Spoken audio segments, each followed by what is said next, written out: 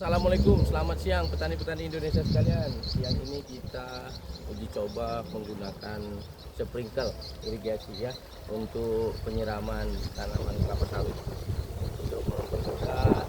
Kemudian di sini mungkin kita untuk tenaga kerja kan cukup repot di sini ya mencari tenaga kerja. Jadi kita sikapi dengan menggunakan sprinkle. Kita gratis, kita lakukan seperti ini. Nanti diukur berapa jam debit air yang masuk ke dalam polybag itu cukup untuk 2 liter baru kita matikan.